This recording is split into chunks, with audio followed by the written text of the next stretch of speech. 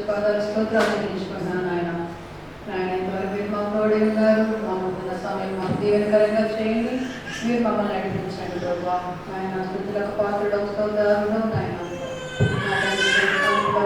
మా స్థుతి కూడా అందుకోవడానికి ఇష్టపడుతున్నాను. మీకు కృతజ్ఞతలు స్థుతులు స్తోత్రాలు ప్రభా. తండ్రి నీ బలమును మీ శక్తిని మీ ప్రభావమును మేము ఆరాధనలు అనుభవించినట్లుగా మీరు మా సహాయం చేసి నడిపించి దీవించండి. యేసు నామములో అడుగుచున్నాం తండ్రి.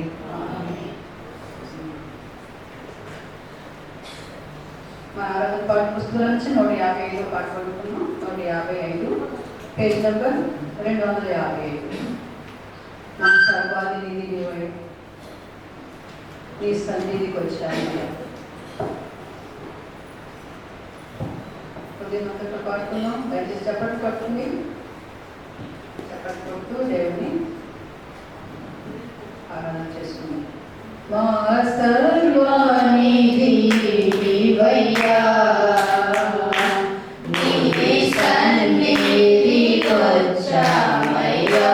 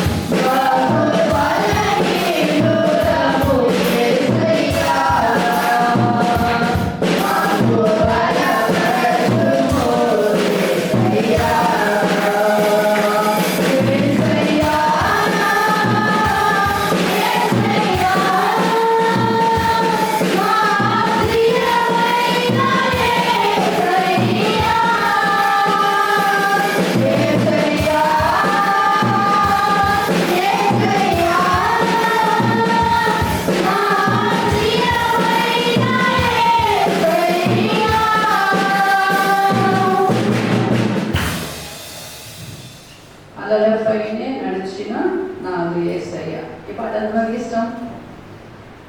1, 2, 3 ఎప్పుడో పాత పాట, చాలా తక్కువ పాడతాం మనం, నేర్చుకున్నాం చక్కగా. 269వ పాట, 316 పేజ్ నెంబర్. పాడట్లే మీరు చక్కగా చెప్పట్లు పడుతున్నారు కానీ స్వరమెత్తి పాడట్లా, పెదాలు కలుపుతున్నారు, పాడుతున్నారు అనిపించుకున్నట్టు పాడుతున్నారు కానీ పాడట్లా. చక్క స్వరమెత్తి పాడండి. 269. అలలపైనే నడచిన నాదు యేసయ్యా, అలలపైనే నడచిన నాదు యేసయ్యా, గలిబిలిన కలవరములను కలిబిలిన కలవరములను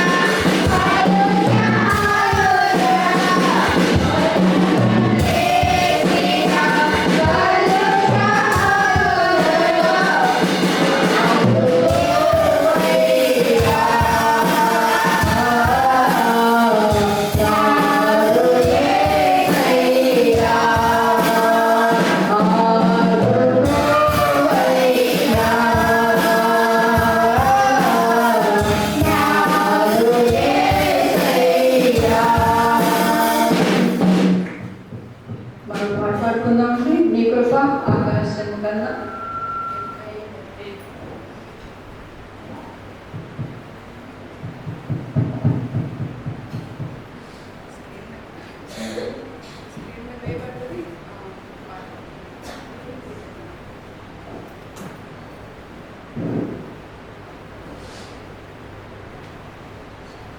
నీ కృప ఆకాశము కన్నా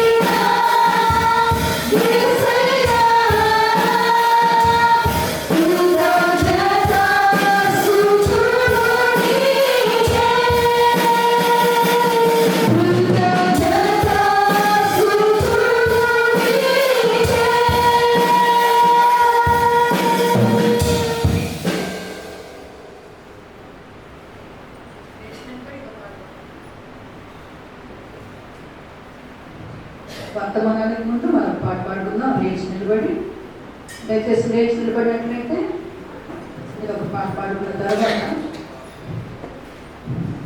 దేవుని సేవకులు దేవుని వాక్యాన్ని మనకి అందజేస్తారు. ప్రార్థన పూర్వకంగా ఈ పాటలు పాడుకుందాం.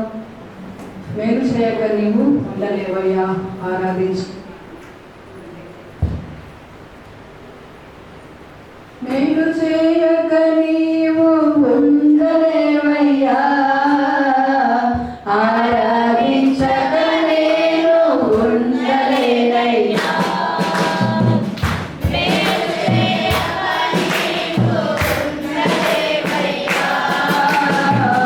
ఆరాధించక నేను ఉండలేనయ్యా.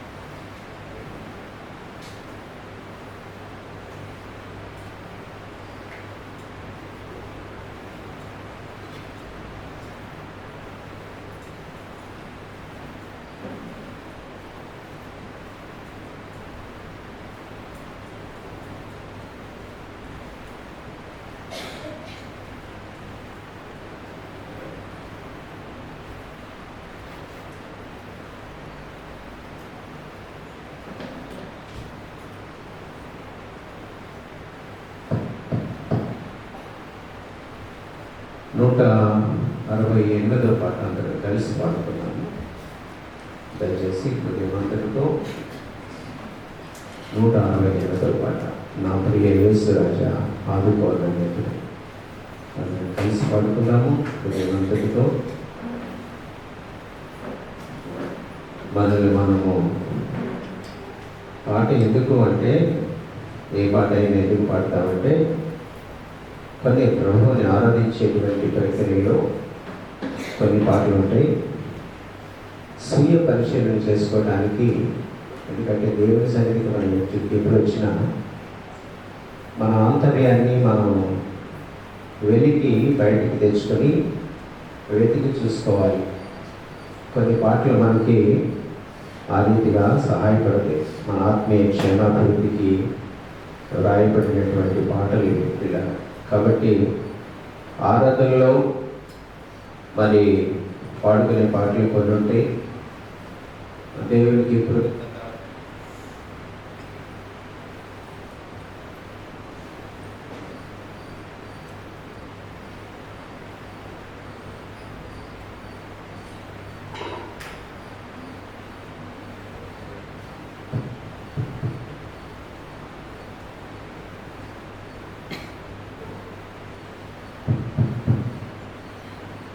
దేవునికి కృతజ్ఞత స్తుతి తెలియచేటువంటి రీతిగా ఆరాధించడానికి, ప్రభువుని ఘనపరచడానికి కొన్ని పాటలు ఉంటాయి. అలాగే దేవుని సన్నిధికి మనం ఎప్పుడు వచ్చినా సరే మన వ్యక్తిగతంగా మన హృదయాన్ని పరిశోధించేటువంటి పాటలు కొన్ని ఉంటాయి. కాబట్టి అనాలోచనగా ఏదైనా పాట పాడకూడదు. ఏ పాట పాడినా అనాలోచనగా పాడకూడదు. నాకు వచ్చు అని కూడా పాడకూడదు. నేను ఎప్పుడు అనుకోను, సాధ్యమైనంత వరకు దేవుని దయ వల్ల నాకు వచ్చు అని పాడను ఇప్పుడు కూడా. మొదట నేను పాడే ఏ పాట నాకు నేను అప్లై చేసుకుంటా, నాకు నేను అన్వయించుకుంటూ నేను పాడతాను. అది నాకు అలవాటు.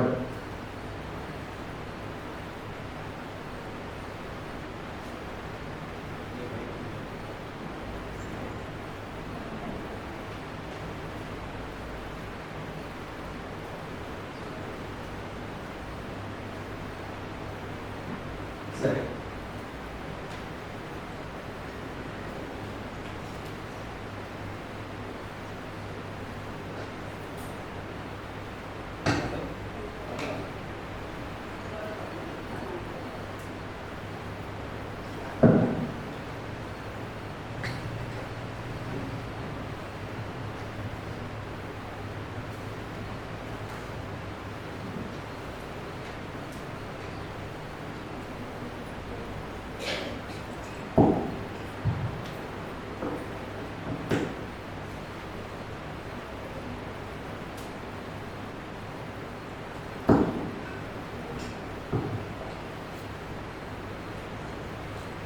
ఎందుకంటే హృదయాన్ని సిద్ధపరచుకోవడానికి, దేవుని వాక్యం మనలో నివాసం ఉండటానికి, హృదయాన్ని సిద్ధపరచుకోవడానికి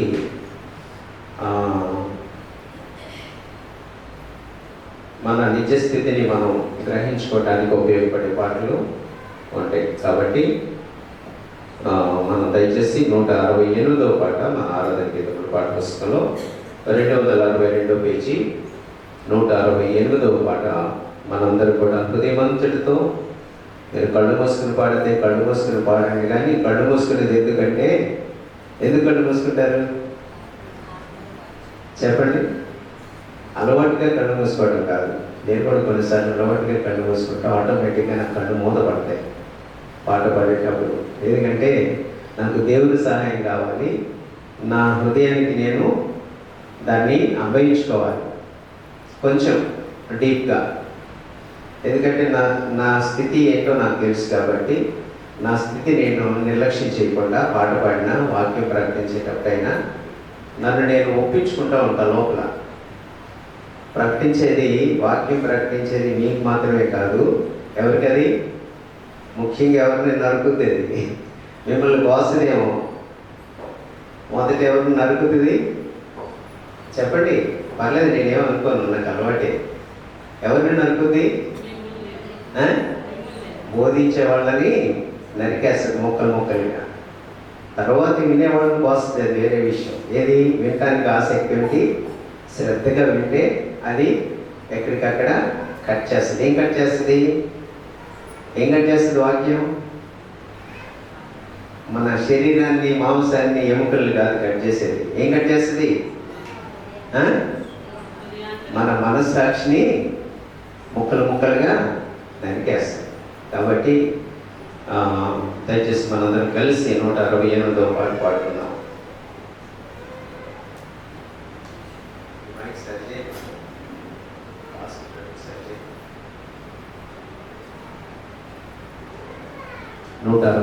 పాట. నా ప్రియ యేసు రాజా ఆదుకో నన్నెప్పుడు, నా ప్రియ యేసు రాజా ఆదుకో నన్నెప్పుడు, శోధనలో వేదనలో నిన్ను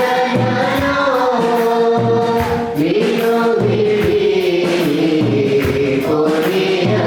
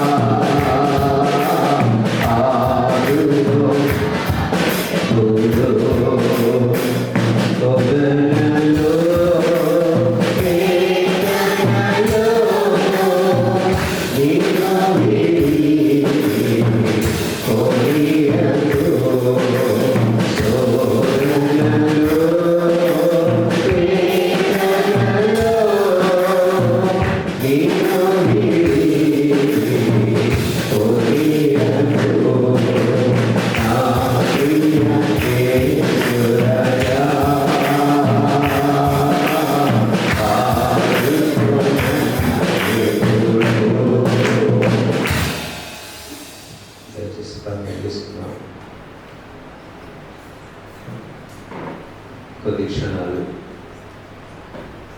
దయచేస్తున్నాను కూడా మీ ప్రార్థన పట్టుకోండి. ప్రభు మనతో వ్యవహరించాలి, ప్రభు మనతో మనం దర్శించి మనతో మాట్లాడాలి. దేవుని వాక్కు, ఆయన మాట మనకి మేలు చేస్తుంది. ఒక మానవ స్వరము, మానవుని మాటలు ఏమాత్రమో మనకి మేలు చేయలేవు. పిల్ల నేను కేవలం అల్పుడనని, బలహీనుడనని, ఇటు స్థితికి నేను అయోగ్యుడనని నాకు ఎరుకని, కానీ ప్రభు తన కృప చొప్పున నన్ను నిలబెట్టిన విధానమును బట్టి దేవునికి స్తుతి చెల్లిస్తూ దేవుని యొక్క మాటగా ఉండటకు ప్రభు నన్ను వాడుకొనులాగున ఆయన చెప్పవలసిన వాక్కు ప్రభు మనకి చెప్పి మన దర్శించలాగున, దేవుని వాక్కుతో మన తాకులాగున, ప్రభు హస్తము మనకి సమీపంగా ఉండేలాగున దయచేసి మనము ప్రభు వైపు చూస్తూ ప్రార్థనలో కొనసాగుతాం.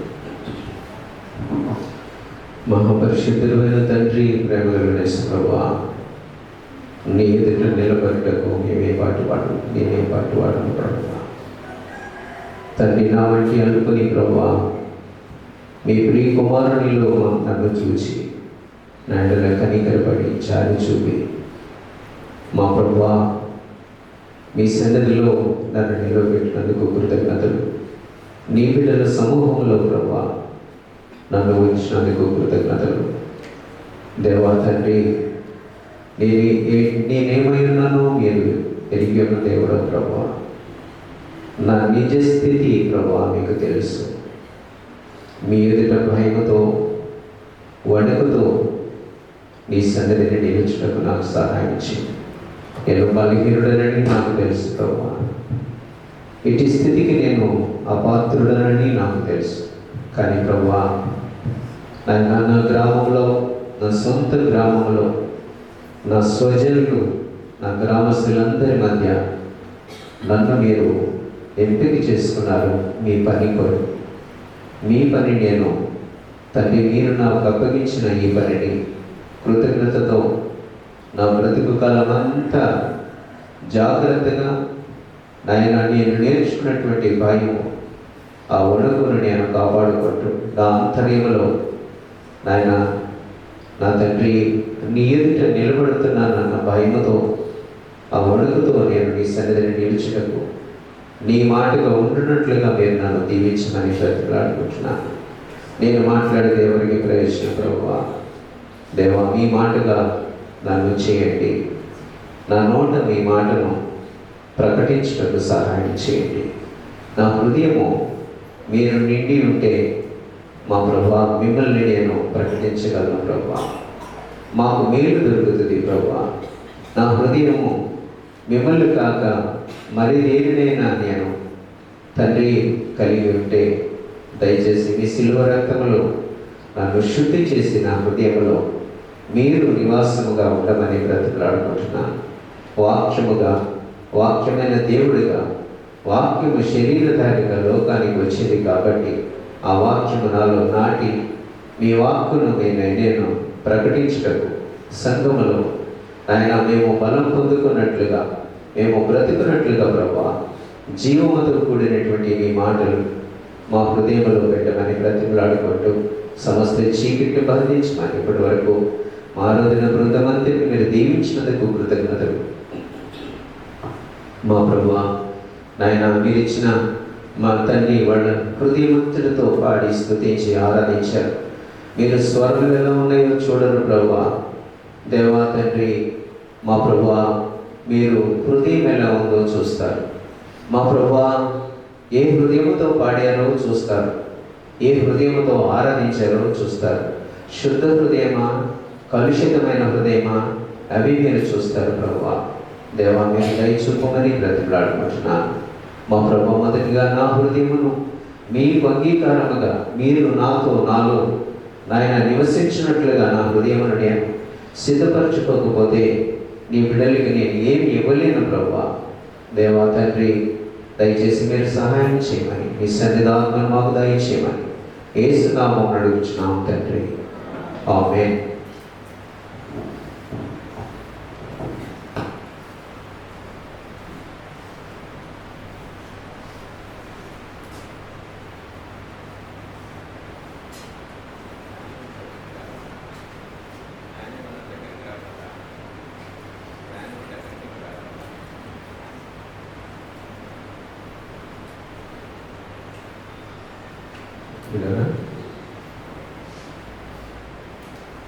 దేవవాక్యంలో నుండి దేవుడు మన ఎడల కరుణా సంపన్నుడై ఉండి ఎవరిని తృణీకరించిన దేవవాక్యంలో చక్కటి మాట్లాడుతుంది. ఆయన ఎవరిని త్రోసివేయక మిగిలింది పూర్తి చేయండి. ధారాళముగా అంతేనా? ఇంకేమన్నా? ఎవరిని త్రోసివేయక ప్రతి ఒక్కరిని ఆయన దగ్గరికి రాణించేవాడా, చేర్చుకునేవాడా, సంథింగ్. ఓకే, ఏదైనా సరే ఎందుకు మనకి ఇటువంటి ఆధిక్యత ప్రవహిస్తున్నారు? ఎంతమంది దీన్ని దేవుడు నాకు ఇచ్చిన ఆధిక్యత అని దేవుడు నాకు ఇచ్చినటువంటి ఆధిక్యత అని ఆధిక్యతగా భావించి దేవుని ఎదుట తగ్గించుకొని ఈ పని జాగ్రత్తగా చేయాలి, భయం కలిగి చేయాలి, మళ్ళీ ఈ తరుణం పోతే నాకు ఇంకో తరుణం రాదేమో అని ఎంతమంది భావిస్తున్నారు చెప్పండి దయచేసి. అలా భావించేవాడు ఎంతమంది?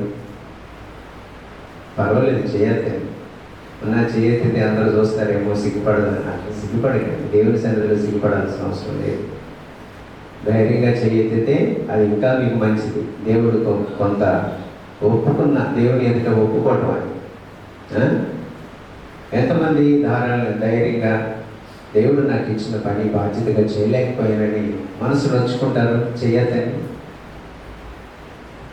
వెరీ గుడ్, చాలా సంతోషం. సహోదరులు అలా ఉండరా? యవనస్తులు అలా ఉండరా? దేవుడు నాకు ఇచ్చిన పని బాధ్యతగా చేయలేకపోయానని ఆ గిల్ట్ ఎప్పుడు ఫీల్ అవ్వరు మీరు?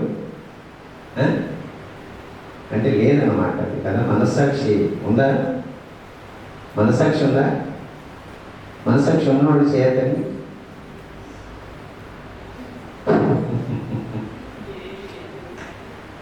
మనస్సాక్షి ఉన్నవాడు చేయొద్దండి. లైట్ చేసుకుంటే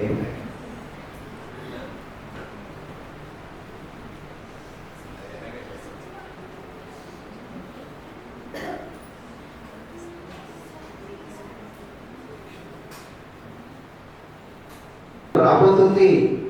మరి నీ కుటుంబం మీదకి ఈ పరిస్థితి రాబోతా ఉంది. నీ వరకు ఒక ప్రమాదం వచ్చి ఉంది. నువ్వు జాగ్రత్త పడు. ఎందుకు ఈ హెచ్చరిక మనకి?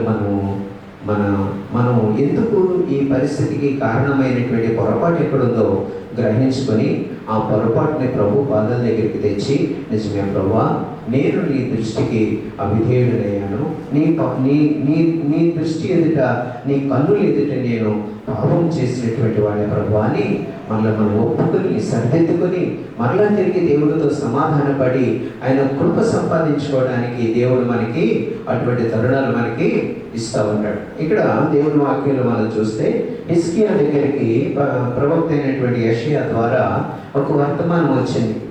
ఏంటి ఆ వర్తమానం? చాలా తీవ్రతరమైనటువంటి వర్తమానం. అది ఆషమాషి వర్తమానం కాదు. నువ్వు చనిపోతున్నావు, నీళ్ళు ఏముంది అక్కడ వాక్యంలో? నీవు నీళ్ళు అంటే నీ కుటుంబాన్ని, నీ పరిస్థితుల్ని, నీ పరివారాన్ని, నీ భార్య పిల్లలందరినీ కూడా నువ్వు జాగ్రత్త పెట్టుకో. నువ్వు చనిపోతున్నావు, నీ సమయం ఆసన్నమైంది, మరణం నిన్ను సంధించబోతా ఉంది. పిల్లరా, దేవుడితో చక్కగా సన్నిహితంగా నడిచేటువంటి వ్యక్తి, దేవుని యొక్క అడుగుజాడల్లో నమ్మకంగా ఉండినటువంటి వ్యక్తి ఎక్కడికి వెళ్ళినా దేవుడితో సంప్రదించి, ప్రభువా నన్ను యుద్ధానికి వెళ్ళమంటావా లేదా, నువ్వు నాకు తోడుగా వస్తావా, నువ్వు నాకు జయమిస్తావా లేదా అని దేవుని దగ్గర విచారణ చేసి దేవుని మాట తీసుకుని ముందుకెళ్ళి పోరాటంలో నిలిచి గెలిచినటువంటి వ్యక్తి, అంత దేవునికి అంత దగ్గర సంబంధం కలిగినటువంటి ఈ వ్యక్తి దేవుని దగ్గర ఈ విషయంలో కూడా, మరి ప్రతి విషయంలో కూడా ఉన్నప్పుడు, అంత నమ్మకంగా దేవుని దగ్గర ఉన్నప్పుడు పిల్లరా, మరి దేవుని దగ్గర నుండి వర్తమానం వచ్చింది. ఇంకా నువ్వు చనిపోబోతున్నావు, నీ జీవితం ముగింపుకు వచ్చింది. ఎందుకు? ఒక వ్యాధి వచ్చింది తనలో, కుదరనటువంటి వ్యాధి వచ్చింది. ఆ వ్యాధి బారిన పడి ఇంకా నువ్వు అయిపోతున్నావు కాబట్టి నీ ఇల్లు చక్కబెట్టుకో, నీ కుటుంబాన్ని సరిదిద్దుకో, నీ కుటుంబంలో ఉన్న అవకతవకలు ఇబ్బందులు ఏమైనా ఉంటే వాటిని సరిదిద్దుకో. దేవునికి అయిష్టమైనటువంటిది ఏదైనా చెడుతనం ఏదైనా నీ కుటుంబంలో ఒకవేళ దాచిపెట్టుంటే దాన్ని తీసి బయట పడేసి ప్రభు దగ్గర ఒప్పుకొని క్షమాపణ వేడుకో. ఎందుకు? నువ్వు ఉండిపోయేటువంటి నిత్యత్వంలో ఇవన్నీ ఉంటే నువ్వు అక్కడికి వెళ్ళలేవు. దేవుని రాజ్యానికి నువ్వు వెళ్ళాలంటే ఇవన్నీ ఇక్కడ కప్పిపెట్టేసుకుని నేను వెళ్తానంటే కుదరదు కదా. ఇవన్నీ సరి చేసుకోవాలి, దేవునితో సమాధాన పడాలి, క్లియర్ చేసుకోవాలి, నీ తోటి సహోదరులతో నువ్వు సరి చేసుకోవాలి. ఎవరి మీదైనా నీకు కష్టతరమైనటువంటి ఆయాసము, పగ, ప్రతీకారపు మనసు ఏదైనా ఉంటే నువ్వు సరిదిద్దుకోవాలి. ఎవరినైనా తోలునాడి మాట్లాడుంటే ఒకవేళ తొందరపాటు మాటలు ఏదైనా ఎవరితోటైనా ఎవరి గురించి అయినా తొందరపడి అపార్థం చేసుకుని ఏదైనా తప్పుగా మాట్లాడుంటే వెంటనే నువ్వు సమాధాన పడాలి. పిల్లరా, నేను దేవుని సేవకుల దగ్గర నేర్చుకుని నాకు దగ్గర ఇందాక మన పిల్లలతో నేను కొంచెం సేపు కూర్చొని మాట్లాడాను, ఇద్దరు చిన్న పిల్లలతో. 83 సంవత్సరంలో నేను దేవుని వైపు చూశాను. 85లో నేను మారుమనసు పొందాను. అప్పటి నుంచి ఇంచుమించుగా దేవుని సేవకులకి పరిచర్య చేస్తూ వాళ్ళ కాళ్ళ దగ్గర కూర్చొని వాళ్ళ దగ్గర నుండి అనేకమైనటువంటి విషయాలు, ముఖ్యంగా విధేయత, దీనత్వం, దేవుని మహాకృపను బట్టి నేటికి ఇది నా నుండి తొలగిపోలేదు అనుకుంటున్నాను. నేను కొన్ని విషయాల్లో కొన్నిసార్లు నేను తప్పుటడుగులు వేసే మాట వాస్తవమే. మీకులాగా నేను సమర్థించుకోను. పాపంతో రాజీ పడినప్పుడు కూడా అది ఏదైనా సరే మాకు ఏమీ లేదన్నట్టుగా దులిపేసుకుని పోయే పద్ధతి నాది కాదు. నేను అలా నేర్చుకోలేదు. నేనేం చేయలేదు, నేనేం అనలేదు, నేను మాట్లాడిన దానిలో తప్పేమీ లేదనుకుని సమర్థించుకునేటువంటి ఆ యొక్క నైతిక విలువ లేనటువంటి వ్యక్తిని అయితే నేను ఎన్నడూ కాను. నా మనోగతానికి, నా మనస్సాక్షికి ఇది నువ్వు తప్పు చేసావని వెంటనే ఆ ఇండికేషన్, ఆ హెచ్చరిక నా మనసుకి జారీ చేయబడిన వెంటనే నేను చిన్నవాడైనా సరే నేను వెళ్ళి క్షమాపణ అడుగుతాను. అది నా లక్షణం. అది నేను పరిచర్య చేసినటువంటి దేవుని సేవకుల దగ్గర సల్మానయ్య గారు ఉన్నారు. మీలో ఎంతమందికి తెలుసు నాకు తెలియదు. కెప్టెన్ భాస్కర్రావు గారని ఒక అంకులు ఉన్నారు. గ్వాలియర్లో తర్వాత సేవ చేశారు, విజయవాడలో ఉన్నటువంటి వాళ్ళు. ఇలా చాలామంది దైవజనులు, మోజెస్ చార్లెస్ గారు, తర్వాత డాక్టర్ శామ్యుల్ గారు, డాక్టర్ మరి ఏంటి డాక్టర్ పేరేంటి, డాక్టర్ జైసింగ్ గారు, ఏంటి డాక్టర్ పేరేంటి, ఏంటి స్పెషలిస్ట్ డాక్టర్ జైసింగ్ అంకుల్ కాదు, డాక్టర్ జస్సుదాస్ డేనియల్ గారు. చూసారా, వీళ్ళందరికీ నేను ఇంచుమించుగా దేవుని సేవకులకి అందరికీ జవాములతో పాటు అందరికీ పరిచయం చేసినటువంటి వ్యక్తిని. ఏదో ఒక రోజు 2 రోజులు, ఒకసారి 2 సార్లు కాదని ఇంచుమించుగా 15 సంవత్సరాల పాటు నేను వాళ్ళకి వాళ్ళ పాదాల దగ్గర కూర్చుని వాళ్ళకి సాక్స్ తొడిగి షూస్ తొడిగేవాడిని. చాలా చిన్న స్వల్పమైనటువంటి పని అని మీకు అనిపిస్తుంది. అది నా బ్రతుకి చాలా ఘనత తెచ్చినటువంటిది, నన్ను నిలబెట్టినటువంటిది. అర్థమైందా? కానీ వాళ్ళందరి అనుభవాల్లో నేను చూసింది, నేను నేర్చుకున్నది ఏంటంటే, ఎప్పుడైనా నా విషయంలో వాళ్ళు తప్పుగా మాట్లాడుంటే, త్వరపడి మాట్లాడుంటే, తమ్ముడా సారీ అని, తమ్ముడా సారీ. ఈవెన్ జవాన్కులు ఒకసారి ఉదాహరణ కోసం చెప్పాలి కాబట్టి చెప్తున్నా. ట్రైన్ ఎక్కించడానికి నా నెత్తి మీద సూట్ కేసు పెట్టుకున్నా, చేతిలో ఒక బ్యాగ్ ఉంది. ఆయన తలకెత్తి వేసుకునేటువంటి పిల్లో అది ఆయనది తప్ప మరొకటి వేసుకోరు. పొరపాటుగా నేను ఏం చేశానంటే చంకలో పెట్టుకున్నా. చంకలో పెట్టుకుని ఎక్కడ బయట నుండి నడుచుకుంటూ వెళ్తున్నా. నెత్తి మీద సూట్ కేసు ఉంది, ఈ చేతిలో బ్యాగ్ ఉంది. ఇది ఈ చంకలో పెట్టుకుని పిల్లో ఇది ఈ సూట్ కేసు పడిపోకుండా పట్టుకొని స్టేషన్కి మెట్లు ఎక్కుతూ నడుచుకుంటూ వెళ్తుంటే అంకుల్ చూశారు. అంకుల్ చూసి ఈ పిల్లో తీసుకున్నారు. చాలా నవ్వు వస్తుంది చెప్తే. ఈ పిల్లో తీసుకుని, తమ్ముడా నువ్వు ఎంత బరువు మోస్తున్నావు, ఎంత చేస్తున్నావు, చెమట పడుతుంది కదా, ఈ చెమటంతా నీకు పట్టిన చెమటంతా నువ్వు ఇక్కడ పిల్లో ఇక్కడ పెట్టుకున్నావు, నేను తలకి తీసుకోవాలి కదా ఈ పిల్లో. సిగ్గుపడ్డాను. అదే ఇంత విచక్షణ లేకుండా చేశాను. నేను ఎంత చేస్తుంటే నేను ఎంత ఇట్లా అంటానేంటి అనుకోలే. నేను అట్లాంటి నైజం ఎప్పుడు లేదు నాకు. నేను ఎంత చేస్తున్నాను, నెత్తి మీద ఒకటి ఉంది, చేతిలో ఒకటి ఉంది, ఇక్కడ పట్టుకోవడానికి అవకాశం లేదు, ఇది కావాలని సంకలో పెట్టుకున్నాను. నేను ఎలా ఇంటి అంటారు అనుకున్నానా? అనుకోలే. సిగ్గుపడ్డాను, క్షమాపణ అడిగాను. తర్వాత ట్రైన్లో ఎక్కించిన తర్వాత అదంతా శుభ్రంగా తుడిసి, ఒక షీట్, ఒక ఇది తుడిసి, బెడ్షీట్ వేసి అంకుల్ బెడ్షీట్లు ట్రైన్లో ఇచ్చే కాదు, అవి వేసి ఆయన కాళ్ళ దగ్గరికి వచ్చి ప్రార్థన చేయించుకుని అప్పుడు ఆయన అన్నారు, సారీ తమ్ముడా అన్నారు. అందుకంటే ఏం కావాలండి మనిషికి? అందుకంటే ఏం కావాలండి? భుజం మీద చేయేసి, తల మీద చేయేసి ఇంచుమించుగా 10 సంవత్సరాల పాటు ఆయన నేనే ట్రైనింగ్ ఇచ్చేవాడిని, నేనే ట్రైన్ నుండి తీసుకొచ్చుకున్నాను. అది నాకు తప్ప మరొకరికి ఆ ఛాన్స్ దేవుడు ఇవ్వాలి. ఇప్పటికీ కూడా ఎవరికి లేదు అటువంటి ఛాన్స్. కారులో వస్తున్నారు, వెళ్ళిపోతున్నారు, ఎవరు కారులకు వస్తున్నాయి. అటువంటి ప్రాధాన్యత, అటువంటి ధన్యత దొరికేటువంటి అవకాశం కూడా మేబీ ఇంకెవరికి లేదు. శ్రీనాథ్ గారు ఉండేవాడు, అక్కడే ఉండేవాడు, ఆయన కదిలేవాడు కాదు పాపం. అంటే ఆయన పెద్దరికాన్ని ఎంతవరకు ఉండాలో, జోంకుల దగ్గర ఎంతవరకు ఉండాలో అంతవరకే ఉండేవాడు, కదిలేవాడు కాదు, ఏది ముట్టుకునేవాడు కాదు. అంటే ఎక్కడైనా ఏదైనా ఇన్ఫెక్షన్ వస్తుందేమో ఆయనకి అనేటువంటి ఆలోచనలతో ఆయన చాలా జాగ్రత్తగా ఉండేవాడు. పిల్లరా, ఎందుకు చెప్తున్నానంటే మనం ఎందుకు చెప్తున్నాను ఈ విషయాలు, ఎందుకు చెప్తున్నాను ఈ విషయాలు? మనస్సాక్షి జాగ్రత్తగా కాపాడుకోవాలి.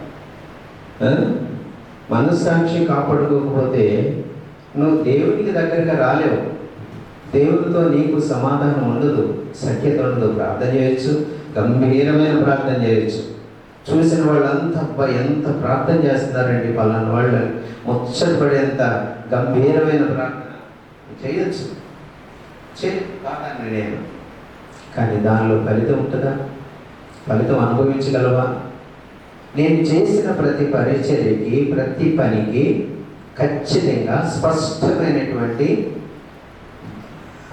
దీవెన దేవుడు నాకు ఇచ్చాడు. ఆఫ్టర్ ఆల్ ఎందుకు పనికిరానటువంటి వ్యక్తిని నేను, చాలా వెర్రవేగే వ్యక్తిని, చాలా దౌర్జన్యాలు, రౌడీజానికి అలవాటు పడినటువంటి వ్యక్తిని ఒక గ్రూపు కట్టుకుని ఆ గ్రూప్తో కలిసి విచ్చలవిడి జీవితం జీవించినటువంటి వ్యక్తిని, సినిమాలు, షికార్లు, హోటల్కి వెళ్ళటం, తినటం, డబ్బులు ఇవ్వకుండా, డబ్బులు అడిగితే వాళ్ళ మీద మరి రౌడీజం చేయటం, ఇటువంటి పరిస్థితి వాతావరణానికి అలవాటు పడినటువంటి వ్యక్తిని నన్ను ఒక సాధువులాగా దేవుడి యొక్క వాక్యం నన్ను చాలా మీ ముందు కనిపిస్తున్నంత మంచివాడిని అయితే నేను కాను. నేను నిజం చెప్తున్నాను, మీ ముందు నేను ఇప్పుడు కనిపిస్తున్నంత మంచివాడిని కాదు. ఇప్పుడు నేను కనిపిస్తున్నటువంటి ఈ పరిస్థితికి నన్ను తెచ్చినటువంటి నా దేవుడు గొప్ప దేవుడు. ఇంకా నేను చాలా సరిచేయబడాలి. మీకులాగా నేను సరైపోయాను, పర్ఫెక్ట్ అనుకోలేను. నేను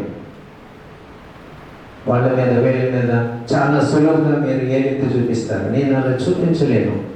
ఎందుకంటే నా గతం నన్ను హెచ్చరిక చేస్తూ ఉంటుంది. ఒకసారి నీ స్థానాన్ని నువ్వు జ్ఞాపకం చేసుకో, నువ్వేంటో నువ్వు అర్థం చేసుకో, మర్చిపోయావా అని నాలో మనస్సాక్షి ఉంది. దాన్ని కాపాడుకుంటాను నేను, దాన్ని కాపాడుకుంటాను కాబట్టి, చంపేది కాబట్టి ఆ మనస్సాక్షి నాతో వ్యవహరిస్తూ ఉంటుంది. నువ్వు చేసింది తప్పు కదా, నువ్వు మాట్లాడింది తప్పు కదా. వెంటనే నేను సమాధాన పడకపోతే ఆ చిన్న పిల్లవాడితో నేను సఖ్యంగా ఉండలేను, ప్రేమతో పలకరించలేను. 10 సంవత్సరాల తరబడి టక్కున మాట జారేస్తారు. ఎందుకు జరుగుతాడో తెలియదు. తిరిగి ఎంత తీసుకోగలవా? తీసుకునే మనసు ఉందా నీకు?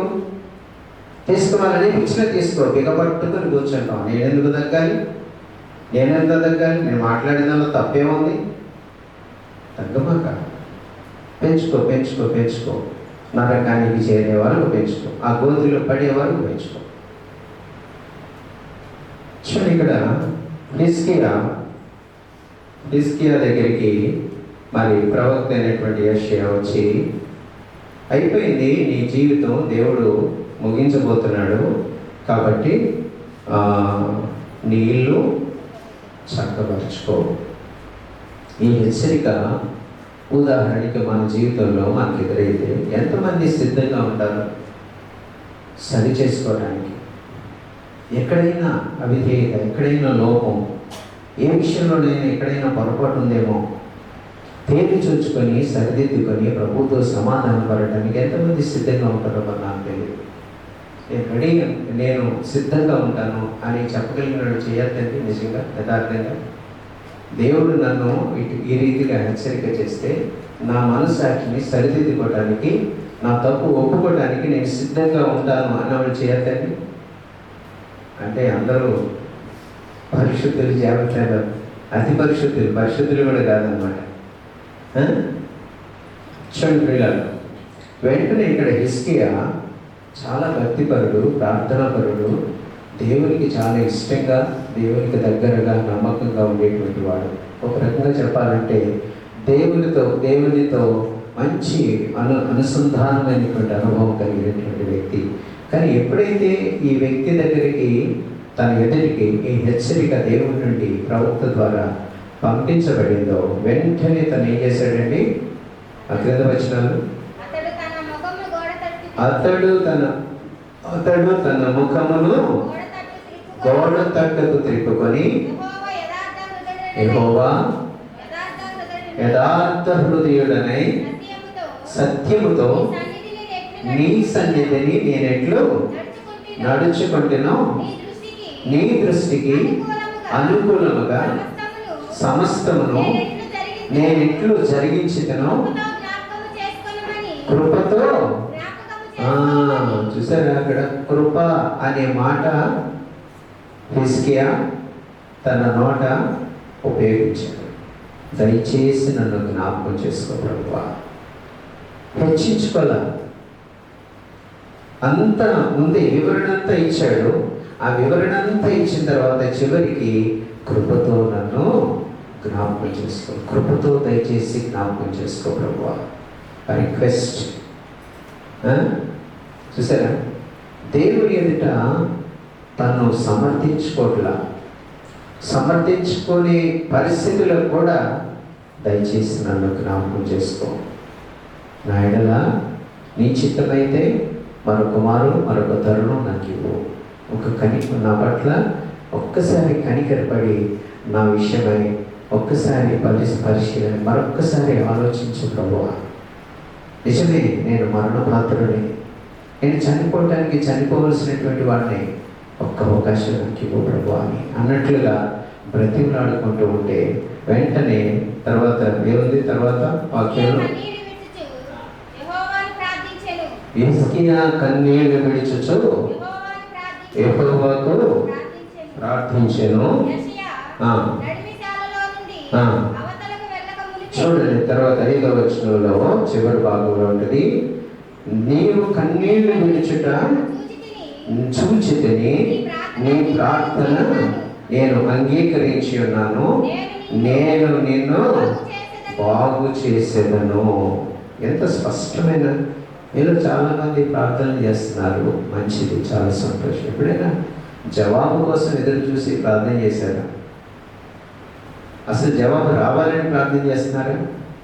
కొంతమంది వీళ్ళు చేస్తున్నారు, వాళ్ళు చేస్తున్నారు కదా అని నేను కూడా దూరిపోతున్న మధ్యలో ప్రార్థన చేస్తాను. ఉద్దేశం ఉండదు, ఏ ఉద్దేశమో తెలియదు, ఏ అవసరంతో తెలియదు, ఏ కష్టమో తెలియదు. ఓపెన్ ఎవరు నలుగురు ప్రార్థన చేస్తామంటే ఒకళ్ళు ఇద్దరు మనసు పంచుకుంటూ యథార్థంగా స్థితిగతులన్నీ ఒప్పుకుంటూ ప్రార్థన చేస్తామంటే మరొకళ్ళు ఏం చేస్తారంటే హృదయాన్ని కఠినపరుచుకుంటూ నేనంత పర్ఫెక్ట్, నా కుటుంబం అంతా బాగుంది, నా పిల్లలంతా బాగున్నారు, నేనంతా 100% అసలు మాలో లోపమే లేదన్నట్లుగా ఆ లోపాన్ని ఏమాత్రం బయటికి తీరు. చివరి దాకా వాళ్ళు అలాగే ఉంటారు. ఇటీవల ఒక యవన సహోదరి ప్రార్థన చేస్తామంటే ప్రార్థన నేను విన్నప్పుడు నా హృదయం ఎంతో సంతోషపడింది. ఎందుకు? తన తేటగా తన నిజస్థితిని ఒప్పుకుంటూ, తన కుటుంబ పరిస్థితుల్ని ఒప్పుకుంటూ ప్రభు దగ్గరికి తెచ్చి దేవుని యొక్క దయ కొరకు, ఆయన కనికరం కొరకు, ఆయన ఇచ్చే విడుదల కొరకు ఎదురు చూస్తూ అపేక్షతో ప్రార్థన చేస్తుంది. నన్ను వీళ్ళు ఏమనుకుంటారు, వాళ్ళు ఏమనుకుంటారు, నా రహస్యం అంతా బయట పెట్టేస్తే రేపు నన్ను ఏదో తక్కువగా మాట్లాడతారేమో, తోలనడతారేమో, నేను తేలిగైపోతానేమో. ప్రార్థనలో ఇలాంటి భావన నీలో ఉంది అంటే నీ హృదయం సరైనది కాదు.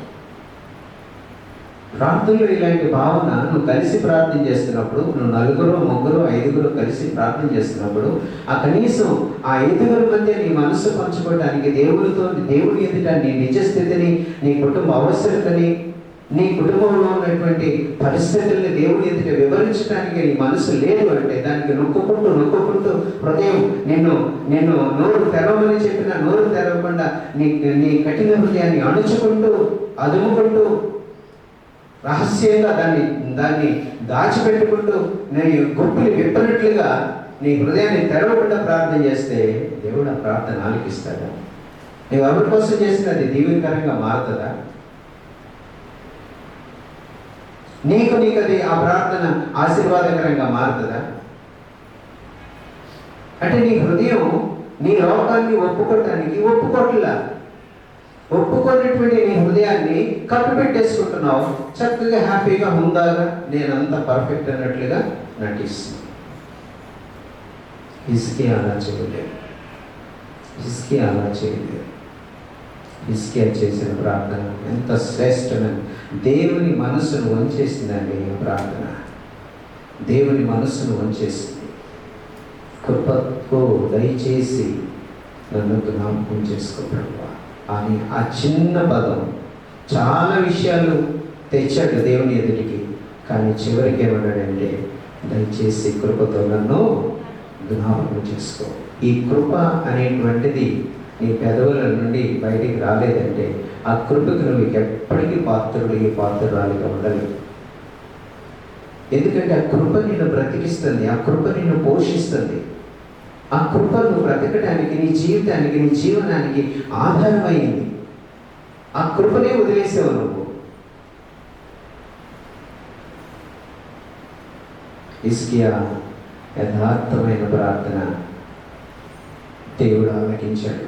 పరిగణలోకి తీసుకొని ఏమంటున్నాడు? నీవు కన్నీళ్లు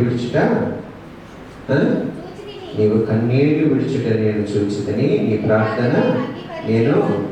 ఎప్పుడైనా నీ ప్రార్థన అంగీకరించినటువంటి తృప్తి నీకు ఎప్పుడైనా కలిగిందా? ప్రియ సహోదరి సహోదరుడా, చాలా ప్రార్థన చేస్తారు. కొంతమంది గంభీరమైన వాయిస్తో ప్రార్థన చేస్తారు, స్వరమెత్తి. మంచిది, చేయాలి, ఖచ్చితంగా చేయాలి. ముఖ్యంగా సంఘంలో స్వరమెత్తి ఎలుగెత్తి ప్రార్థన చేయాలి, అవసరం, అది సంఘానికి క్షేమం. కానీ వ్యక్తిగతంగా నీ హృదయానికి నువ్వు ఎప్పుడైనా చేసిన ప్రార్థన నీ హృదయానికి అన్వయించుకున్నావా? నీ హృదయానికి అన్వయించుకునేటువంటి ప్రార్థన ఎప్పుడైనా నువ్వు చేసావా? దేవుడు సంతోషపడే ప్రార్థనది. నువ్వు ఎప్పుడైతే నువ్వు అన్వయించుకుంటావో, నీ హృదయానికి అన్వయించుకొని చేసేటువంటి విజ్ఞాపన ధ్వని పరలోకంలో ప్రతిధ్వనిస్తుంది. భూమి మీద నువ్వు చేసినటువంటి ఆ విజ్ఞాపన ధ్వని, నీ నోట నుండి వచ్చినటువంటి ఆ చిన్న స్వరము కొన్ని కోట్ల కిలోమీటర్ల దూరంలో ఉండినటువంటి దేవుని యొక్క సింహాసనాన్ని కలుగుతుంది. నీ ప్రార్థనలో యథార్థత ఉంటే నువ్వు అందుకోలేనంత ఎత్తు, జీవితంలో ఊహల్లో కూడా నువ్వు అందుకోలేనంత ఎత్తైన ప్రదేశంలో సింహాసనాసీనుడిగా ఉండినటువంటి ఆ సింహాసనాన్ని తాకేటువంటి ప్రార్థన అది. నీ హృదయం తెరిచి చేసే ప్రార్థన, పెద్దవులతో చేసే ప్రార్థన ఈ మందిరం గోడ దాటి బయటికి పెడదు. మైకులో విన్నా కానీ మనుషులకి ఏమీ అసలు వినుసొంపుగా ఉండదు ఆ ప్రార్థన. హిజ్కియా తన నేత్రాలు తెరిచి తన దేవుని సన్నిధిలో తన హృదయాన్ని స్పష్టంగా అర్థం చేసుకుని దేవుని ఎదుట తన హృదయాన్ని కుమ్మరించుకున్నాడు. దేవుడికి సంతోషం కలిగించి తన కన్నీటి ప్రార్థన చూసినటువంటి దేవుడు మరి వెంటనే స్పందించాడు. ఏమాత్రం తడవు చేయాల. ఏ ప్రవక్తతో అయితే మళ్ళీ తన దగ్గరికి ఎదుగో నువ్వు ఇంకా చనిపోబోతున్నావని వర్తమానం పంపించాడు, మళ్ళీ ఆ ప్రవక్తనే పంపించాడు.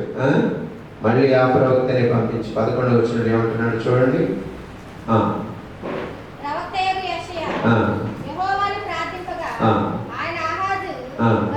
ఒక సూచన చూడండి.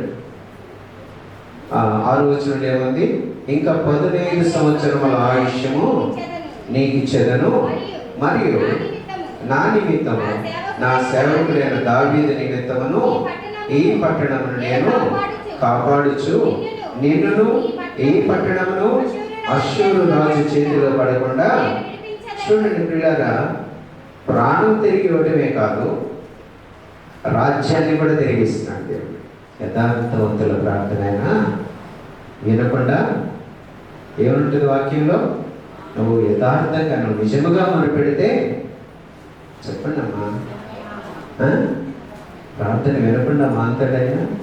1 అడిగితే 2 ఇచ్చాడు ఆయన.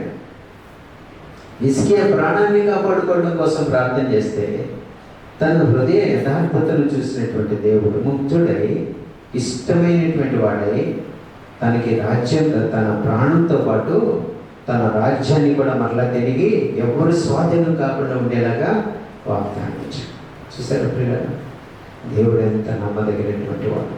దేవుని దగ్గరికి నువ్వు యథార్థంగా రావాలి, నీ హృదయం తెరవాలి. ఏదో పాత జీవితం అంతా కొట్టుకుపోయిందిలే, కొట్టుకుపోలా, అది నీతో వస్తుంది, నీకు తెలియట్లా. ఈ నోరు తెరిచి దాన్ని ఒప్పుకుంటేగా ఎవరితోటైనా పంచుకున్నావు ఎప్పుడైనా? అయ్యా నా స్థితి ఇది, నా హృదయం ఇది, నా యవ్వన కాలపు జీవితం ఇది, నా కుటుంబ జీవితంలో ప్రవేశించిన తర్వాత నా ప్రవర్తన ఇలా ఉంది, నా నడవడిక ఇలా ఉంది. ఇప్పుడంటే ఏదో నేను బాప్తిసం తీసుకుని ఏదో మారు మనసు పొందినట్లుగా మందిరంలోకి వచ్చేసి ఏదో అందరితో పాటు మంచిగా అందరికంటే పరిశుద్ధులుగా ఉన్నట్టుగా నేను కనబడుతున్నాను, కానీ వాస్తవంగా నా బ్రతికిది అని ఎప్పుడైనా చెప్తున్నావా? నేను ఎప్పుడు సిగ్గుపడ్డాను, నేను ఎప్పుడు సిగ్గుపడ్డది నాకు ఘనత రెట్టింపు ఘనత ఇస్తుంది. నాకు నా నిజస్థితిని ఒప్పుకోవటం దేవుడు నాకు మరి అలంకరించేటువంటి ఘనత. అది దాచుకుని కొళ్ళ పెట్టుకొని రేపు ప్రభు ఎదుట ప్రత్యక్షమైనప్పుడు నువ్వు ఎక్కడుంటావు? మారు మనసు పొందేది నిజమే, పొందుతూ ఉన్నది, రక్షణ అనుభవం ఉన్నది నిజమే, దేవుని మందిరంలో చాలా పరిచర్య చేస్తూ అందరికంటే అలసిపోయిన మాట వాస్తవమే. కానీ ప్రభువు సింహాసనం ఎదుట తీర్పు తిన్నాను. ఎక్కడుంటావు? నీ నోటితో ఒప్పుకోలా నీ పాపాన్ని, నీ తోటి సహోదరులతో సేవకులతో ఎవరితో నువ్వు పంచుకోవాలా నీ పాపాన్ని, ప్రార్థన చేయించుకోవాలా, నీ తప్పిదాన్ని కప్పుకోవడానికి శత విధాల ప్రయత్నం చేసావు. నేను పరిశుద్ధురాలుగా కనపరుచుకోవడానికి ప్రయాసపడ్డావు జీవితం అంతా. కానీ నీ హృదయం తెరిచి ప్రభువా, నా బాల్యకాలము, నా యవ్వన కాలము, నా వివాహానంతరము ప్రతి కదలికలో ప్రతి అడుగులో ఇదిగో ఈ పాపం నన్ను పట్టుకుంది ప్రభువా, దయచేసి నన్ను క్షమించు. దీనికి నేను లోనైపోయాను ప్రభువా. ఏ పరిస్థితుల ప్రభావమో కావచ్చు, నేను లొంగిపోయిన ప్రభువా అని యథార్థంగా నువ్వు ఒప్పుకోకపోతే ఖచ్చితంగా ఆ తీర్పు దినాన సింహాసనం ఎదుటి నిలబడినప్పుడు ప్రభు అంటాడు, నువ్వెవరో నాకు తెలియదు, నీకు నాకు ఏ సంబంధం లేదు. ఎందుకు నీ హృదయాన్ని ఎప్పుడు తెరవలా? నేను పాపాత్ముడని గ్రహింపే నీళ్ళు లేదు. నీకు అవకాశాలు ఇవ్వకండి. చాలా అనుభవాలు విన్నావు, చాలా సాక్ష్యాలు విన్నావు, దేవుని వాక్యం వింటున్నావు. ఎప్పటికీ నీలో ఆ అనుభవం రావట్లేదు, ఆ కదలిక లేదు. కొన్ని స్థలాల్లో మనం చూస్తూ ఉంటాం. చక్కటి వస్త్రధారణ, తెల్లటి చీరలు, తెల్లటి దుస్తులు, పురుషులు ప్యాంటు షర్ట్లు, తెలిపే, అంతా తెలిపే. హృదయం బాగుందా?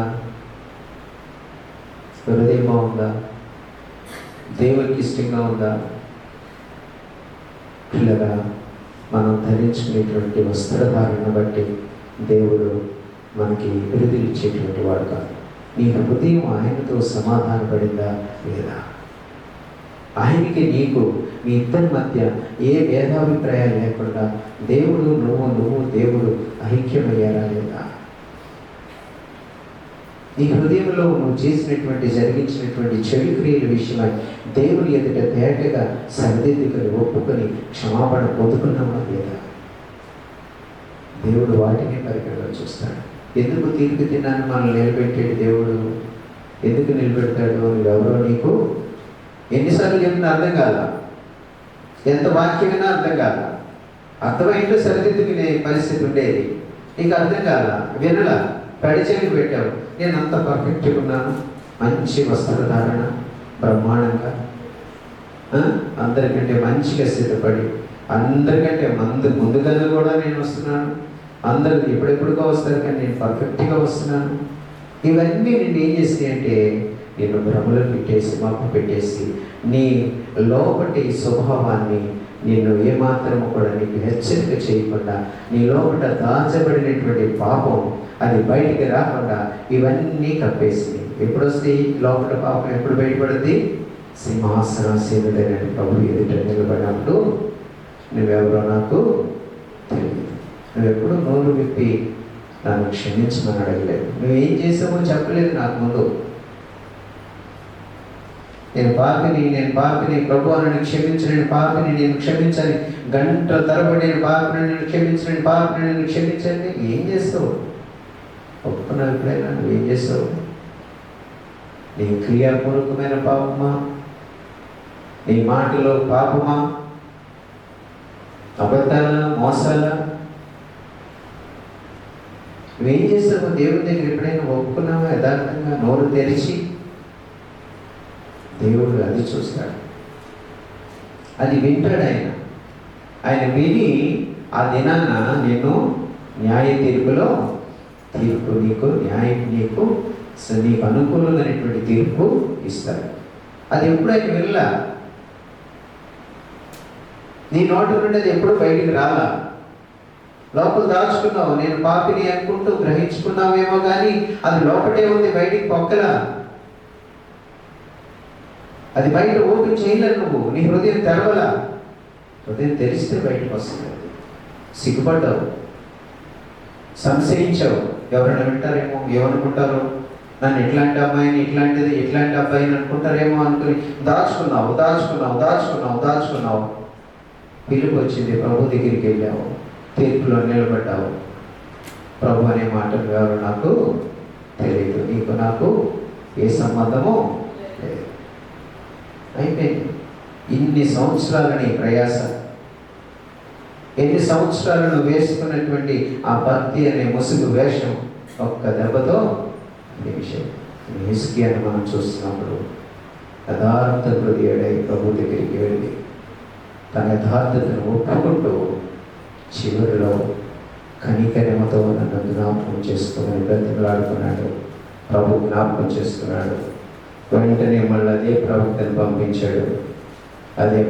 పంపించి తన మీదకి రాబోతున్నటువంటి పరిస్థితిని అడ్డుకోవడానికి ఒక సూచన కూడా 9-10 వచనాల్లో మనం చూస్తే తాను సెలవిచ్చిన మాట యెహోవా నెరవేర్చున్నట్టు ఆయన దయచేసిన సూచన ఏదనగా నీడ 10 మెట్లు ముందుకు నడిచాడు కదా, అది 10 మెట్లు వెనుకకు నడిచిన ఎడల అవునా, అందుకు హిజ్కియా ఇట్లనెను, నీడ 10 మెట్లు ముందరికి నడుచుట అల్పము గాని నీడ 10 గడులు వెనుకకు నడుచుట చాలును.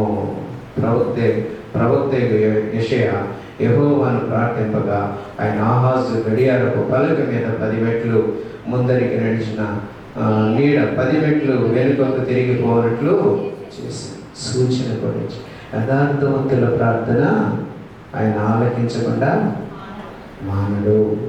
ప్రత్యక్ష సాక్ష్యం హిజ్కియా పెట్టినటువంటి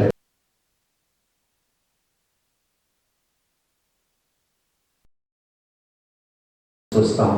దయచేసి బెల్షాజర్ అనేటువంటి రాజును చూద్దాము. చూడండి, ఇక్కడ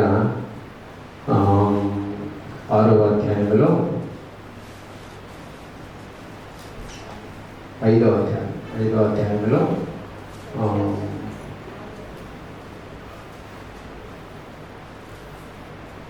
24వ వచనం దయచేసి చదవండి. చదవండి. ఆయన ఎదుట నుండి ఈ అరచేయి వచ్చి ఈ వ్రాతలు వ్రాసెను. రాసి శాసన వేదనగా మెనే టేకేల్ ఉపాసన్. ఈ వాక్య భావమేమనగా మెనే అనగా దేవుడు విషయంలో లెక్క చూచి దాన్ని ముగించెను. టేకేల్ అనగా బెల్షాజర్ అనేటువంటి రాజు దానియేలు కాలంలో ఉన్నాడు.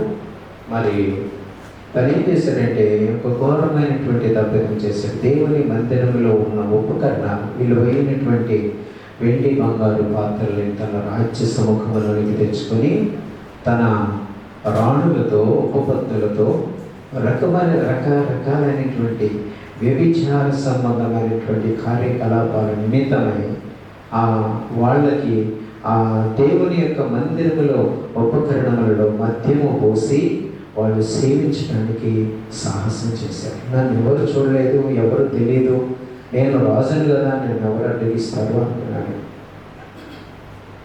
రాజును కదా, నేను చాలా ప్రాముఖ్యమైన వ్యక్తిని కదా. చాలామంది మీలో అనుకుంటారు సంఘంలో నేనే ప్రాముఖ్యం. సంఘము శిరస్సు ఎవరండి? ఎవరు సంఘానికి శిరస్సు?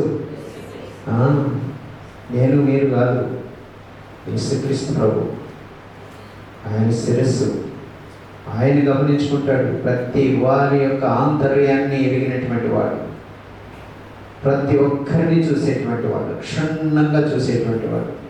నా కళ్ళకు కనపడిన దాన్ని చూస్తాను నేను, మీ కళ్ళకు కనపడింది మీరు చూస్తారు. కానీ దేవుడు హృదయ రహస్యం ఎరిగినటువంటి వాడు. ఈ రాజు తన ఉపపత్నులతో ఆనందించడానికి దేవుని మందిరంలో ఉండినటువంటి ఉపకరణాన్ని తెచ్చుకుని వాటిల్లో మద్యం పోసి సేవిస్తూ ఉండగా మరి ఒక భయంకరమైనటువంటి మరి హెచ్చరిక మీనే టేకెల్ ఫార్సీస్ అనేటువంటి ఒక గోడ మీద ఒక రాత, దేవుని చేతి రాత. దేవుడు తను చక్కగా మద్యం సేవించి హాయిగా అందరితో ఆనందించి విలాసంగా హాయిగా నిద్రపోతున్న సమయం వచ్చింది అనుకుంటా. ఆ నిద్రపోయే గడియలో, ఆ నిద్ర పడుతున్నటువంటి సమయంలో అకస్మాత్తుగా ఒక చేతి వ్రాత తను పడుకున్నటువంటి తన గది గోడ మీద ఆ రాత కనిపిస్తూ ఉంది అతనికి. మీనే టికెల్ ఓ ఫార్సీస్ అనేటువంటి దేవుడిని లెక్క చూస్తే నువ్వు తక్కువగా కనపడ్డావు. అయిపోయింది జీవితం. పిల్లరా, దేవునితో మనం మాట్లాడకూడదు, దేవుని విషయాల్లో ఆటలాడకూడదు.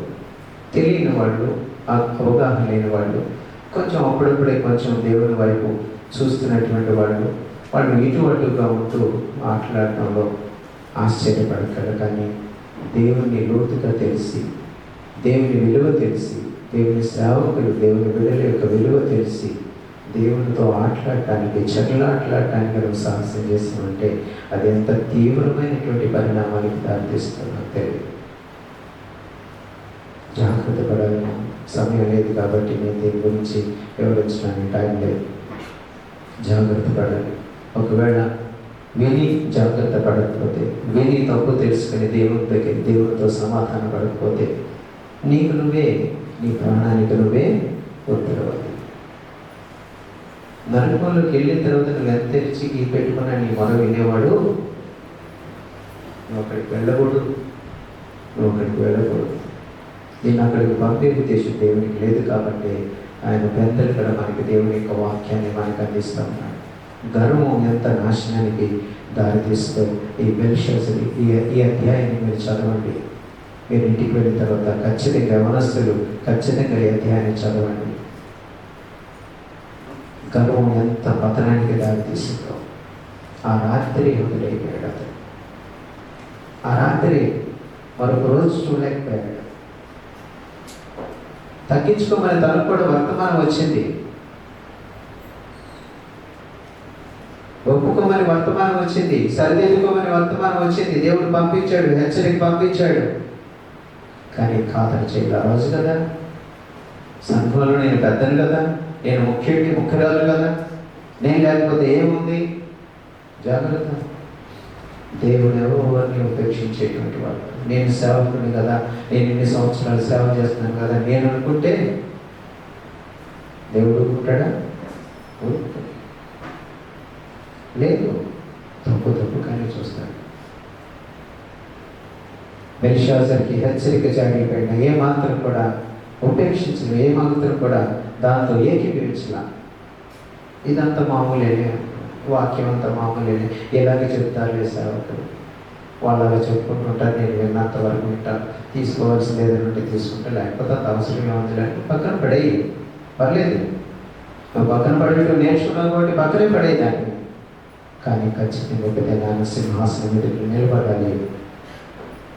సింహాసనం మీద నిలబడాలి. కింద వచ్చినటువంటి ఉంటుంది బెల్షాజర్ ఆ రాత్రి అతను ఆ రాత్రి కల్దీయుల రాజుకు బెల్షాజరు పాత్రుడాయన. అంటే ఫినిష్, ఒక ఛాన్స్ పడుగుల. తెల్లవారుల రాత్రి బాగానే ఉన్నాడు, మంచి విందు, వినోదం, ఆర్భాటం, రాణులు, ఉపపత్తులు, రాజ్యాధిపతులు కొంతమంది. ఆ రాత్రి బతికేయాడు. జాగ్రత్త సుమి, దేవుని విషయాల్లో జాగ్రత్తగా ఆటలాడదాం అనుకుంటే కుదరదు. నీకు నచ్చినట్టు ఉండాలనుకుంటే కుదరదు. నిన్ను గమనించేవాడు ఉన్నాడు. నేను ఎవరు గమనించకపోవచ్చు. నీ భర్త, నీ భార్య, నీ పిల్లలు, నీ తల్లిదండ్రులు నేను గమనించకపోవచ్చు. నిన్ను గమనించేటువంటి వాడు, అగ్ని నేత్రములు వంటి వాడు, కొనుకొని నిద్రపోయినటువంటి వాడు నిన్ను గమనిస్తున్నాడు. జాగ్రత్త పడితే నది వలె నీ క్షేమము ఎలా ఉంటుంది? విస్తరిస్తాడు. నదులకు విస్తరించడానికి ఏమైనా అడ్డు అవతలు ఉంటాయా? ఉండవు. నది వలె నీ క్షేమం విస్తరిస్తుంది. దేవునికి లోబడితే, దేవుని ఎదుట నిందారహితురాలుగా నిన్ను తగ్గించుకుంటే, ఎప్పటికప్పుడు ప్రతిదినము నీ నిజస్థితిని ఒప్పుకుంటూ సమాధాన పడుతూ ఉంటే దేవుడు నిన్ను అత్యధికంగా దీవిస్తాడు, వృద్ధిలోకి తెస్తాడు. అలా కాకుండా దాచుకొని కొళ్ళ పెట్టుకుంటే సింహాసనం ఎదుట నిలబడినప్పుడు నువ్వెవరో నాకు తెలియదు, నీకు నాకు ఈ సంబంధం లేదు. అయిపోయింది చాప్టర్. బెల్షాజరు తను గర్వించాడు.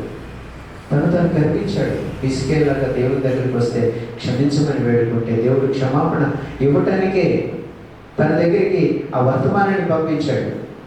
తగ్గించుకుని ఒప్పుకొని, అయ్యో నేను తప్పు చేశాను, నన్ను క్షమించు ప్రభు అని ప్రాధేయపడతాడేమో, క్షమించి తనకి మరొక అవకాశం ఇద్దామని దేవుడు తానే స్వయంగా తన చేతి వ్రాత తన ఎదుటికి తెచ్చిపెట్టాడు. కానీ బెల్షాజరు హృదయాన్ని కఠినపరుచుకున్నాడు.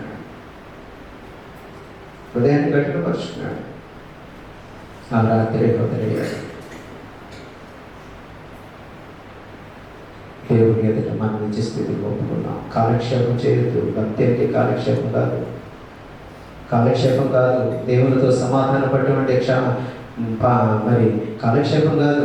పాప క్షమాపణ అనుభవం అంటే కాలక్షేపం కాదు. ఇది ఇక్కడ మనకి పని పట్టలేక కాలక్షేపానికి వచ్చి కూర్చోలేదు. ఇది ఈ స్థలానికి దేవుడు నిన్ను నన్ను ప్రేమించి మనకి ఆయన వ్యక్తిత్వాన్ని మనకు పరిచయం చేసి, ఆయన ఔన్నత్యాన్ని మనకు చూపించి, ఆయన కృపలో నేను కూడా ఆయనతో బాల్యపాకస్తులు అవడానికి నీకు నాకు ఆయన సిద్ధపరిచినటువంటి శ్రేష్టమైనటువంటి ఆ పరిశుద్ధుల విందులో, ఆ సమూహంలో నిన్ను నన్ను కూడా చేర్చడానికి దేవుడు మనకి చేసినటువంటి ఏర్పాటు. అనాలోచనగా వచ్చి కూర్చున్నావేమో, అజాగ్రత్తగా వచ్చి కూర్చున్నావేమో, వెళ్ళకపోతే బాగోదు నన్ను అడుగుతారని వచ్చి కూర్చున్నావేమో.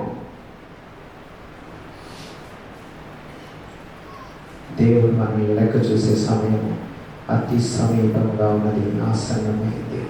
నేను నన్ను కూడా పరిగణలోకి తీసుకోబోతున్నాను. ప్రార్థన చేసుకున్నాం. పరిశుద్ధుడు తండ్రి, ప్రేమ కలిగిన ప్రభువా, నాయన నీ వాక్యం ఇది ప్రభువా, ఇది నా మాటలు కాదు. నా మాటలు అయితే వృధా అయిపోతాయి ప్రభువా, గాలికి కొట్టుకుపోతాయి. కానీ మీ మాటలు కాబట్టి, మీ మాటలో ఉన్నటువంటి జీవము, మీ మాట మమ్మల్ని బ్రతికించేది కాబట్టి, మీ మాట మమ్మల్ని సరిదిద్దేది కాబట్టి, ఆయన సరిదిద్దటానికి మీరు ఇచ్చినటువంటి మీ మాటను మేము జాగ్రత్తగా అన్వయించుకొని మా జీవితాన్ని క్రమపరుచుకొని, దిద్దుకొని, మా పొరపాట్లను ఒప్పుకొని, ఎప్పటికప్పుడు మీతో మంచి మనస్సాక్షిని కాపాడుకునేటువంటి అనుభవానికి వస్తే మాకు క్షేమం ప్రభావ, మా కుటుంబాల క్షేమం అంటే మా పిల్లలు మా ఎదుట వర్తిల్లుతారు ప్రభావ. అట్టి కృప మీరు మాకు తోడే ఉండండి. సరిదిద్ది బాగు చేయండి. మీరు తోడుగా ఉండండి. మీ సన్నిధానం గ్రహించండి. యేసునామమున అడుగుచున్నాము తండ్రి, ఆమేన్. మనందరం లేచి నిలబడి మన ఆరాధన గీతంలో పాటిస్తున్నాం. ఏ పాట?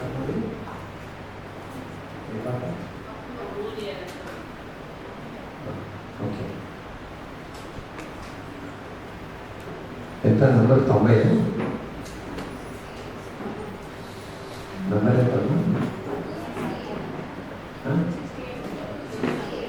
ఓకే 248వ పాట జస్ట్ టీం రండి 268వ అమూల్య రక్తము ద్వారా రక్షణ పొందిన ప్రజల 315వ పాట పాడుకునే సమయంలో ప్రభుత్వం పాటలు సమర్పించుకున్నాం.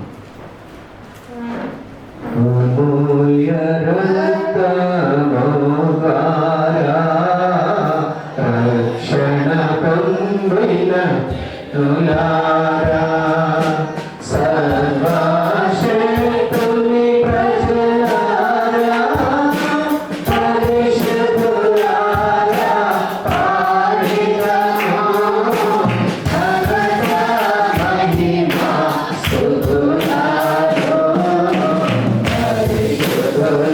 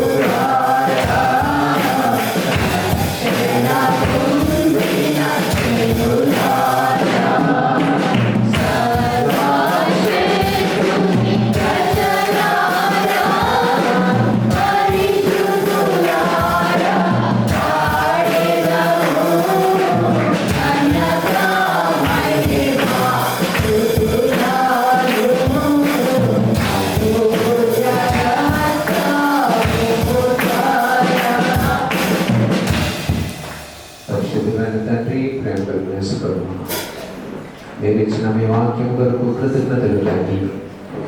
నా మటుకు నాయన నా రక్త మాంసాలకు నేను మెచ్చుకోవడం ఆ కృప మీరు నాకు దయచేయండి. నేను కేవలం బోధించి నన్ను నేను చెరుపు వేసుకునే వాడిగా ఉంటే ప్రయోజనం ప్రభా. తండ్రి నేను ఎక్కడ భ్రష్టుని కాబోతున్నాను.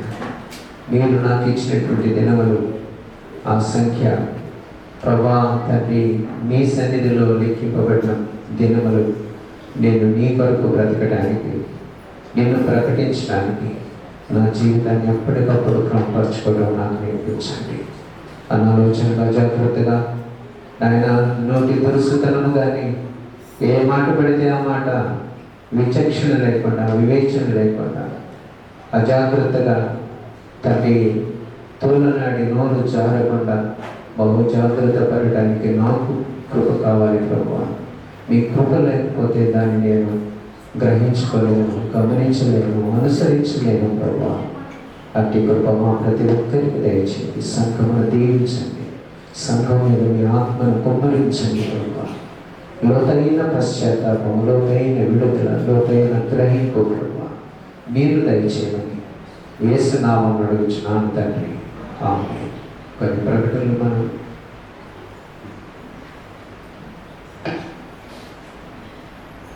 ప్రైజ్లో మనందరికీ తెలిసిన విధంగానే కొన్ని సంగతులను వల్ల మీకు తెలియజేస్తున్నాను. ప్రభు సన్నిధిలో మన ఆరాధన క్రమముల గురించి మీ అందరికీ తెలిసిన విధంగానే ఆదివారము ఉదయం 8:30 గంటలకు ఇక్కడ మనకు మెయిన్ సర్వీస్ జరుగుతుంది.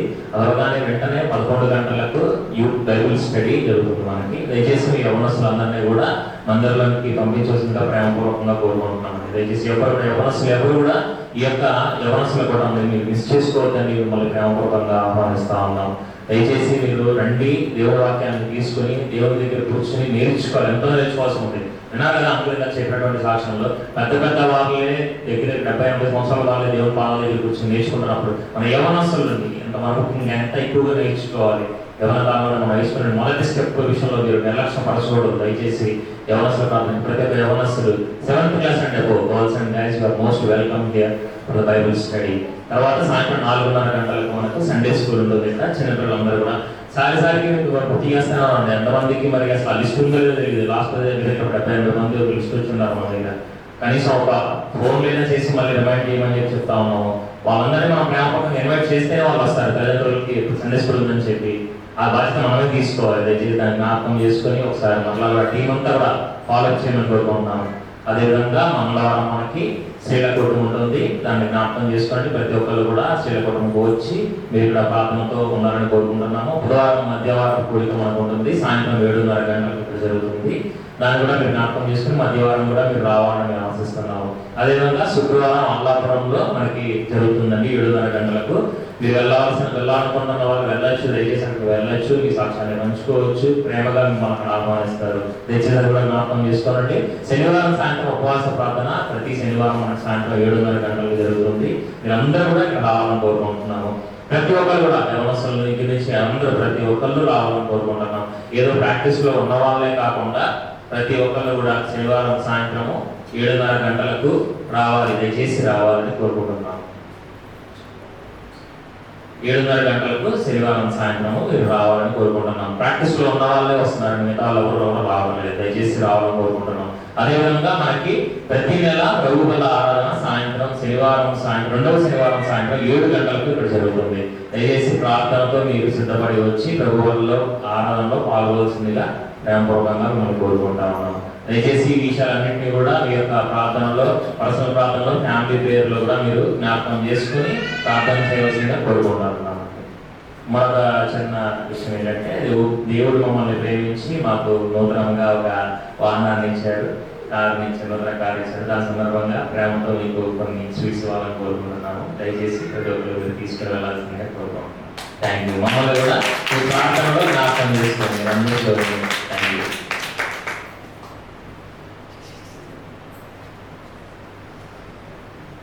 ఎందుకు చెప్పండి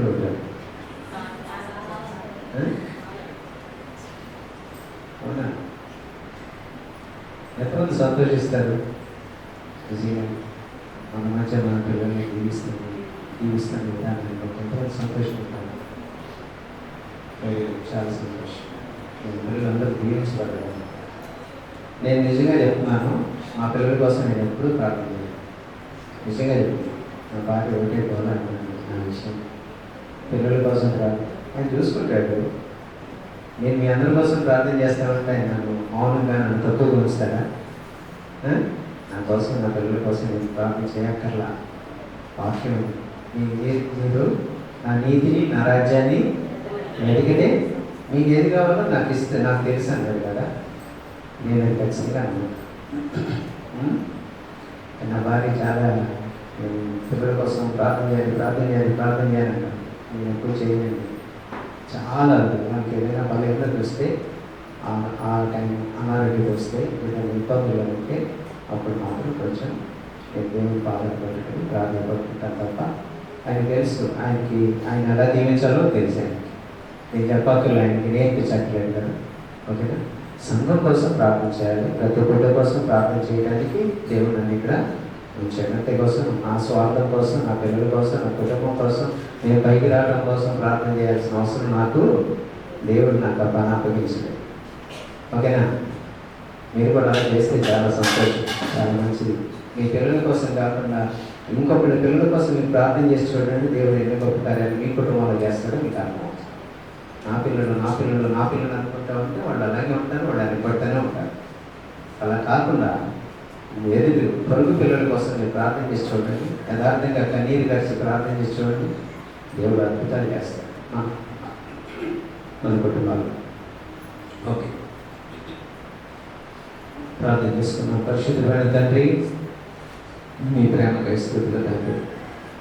ఇదిగోనైనా అనిల్ సోని వాళ్ళ కష్టాన్ని దీవించి దేవా తండ్రి, మీరు వాళ్ళు ఎంతో కాలంగా ఎదురు చూశారు. కానీ నాయన వాళ్ళు ఎదురు చూపున్న ప్రభువా, మీరు పరీక్షించి మీరు ఇవ్వవలసిన టైంలో వారికి మీరు ఇచ్చినటువంటి ఒక మేలైన బహుమానం కొరకు కృతజ్ఞతలు. మీ దృష్టికి చాలా స్వల్పమైంది, మా స్థితికి చాలా ఎక్కువ ప్రభువా. అట్టి స్తోమత మాకు లేదు చెప్పారు. నా బిడ్డలు అందుబాటులు కాదు, కానీ ప్రభువా మీరు ఇవ్వదలుచుకున్నారు, మీరు ఇచ్చారు. కృతజ్ఞతతో తండ్రి అనుభవించడానికి సహాయించి సంఘమంతా మా కొరకు, నా కుటుంబం కొరకు, మా బిడ్డల కోసం చేస్తున్న విజ్ఞాపన కొరకు కృతజ్ఞతలు. వాళ్ళ ప్రార్థన ఫలము ప్రభువా తండ్రి మేము అనుభవిస్తాం తండ్రి. మేము చేసే ప్రార్థన సంఘంలో ప్రతి కుటుంబం అనుభవిస్తారు నాయన. అటువంటి అనుభవాన్ని మమ్మల్ని దీవించండి. మా ప్రభావం మీరు తోడేయండి, మీ సన్నిధించండి నాయన. ఇదిగో పిల్లలు ప్రేమతో తెచ్చినటువంటి మా ప్రభా అల్పాహారాన్ని మీరు ఆశీర్వదించండి. యేసునామములో అడుగుచున్నాం తండ్రి. మన తండ్రి దేవుని ప్రేమ, ఆయన కుమారుడైన యేసుక్రీస్తు ప్రభు యొక్క కృప, పరిశుద్ధాత్మ దేవుని అన్యోన్య సహవాసం ఇప్పుడు ఎల్లప్పుడూ సదా మీకు తోడేయండి. దేవునికి ఇష్టలుగా, నమ్మకస్తులుగా, దేవుని ఎదుట యథార్థవంతులుగా ఉన్నట్లు ప్రభు మిమ్మల్ని దీవించి వర్ధల చేసి విస్తరింపచేయనుగాక. ఆమేన్.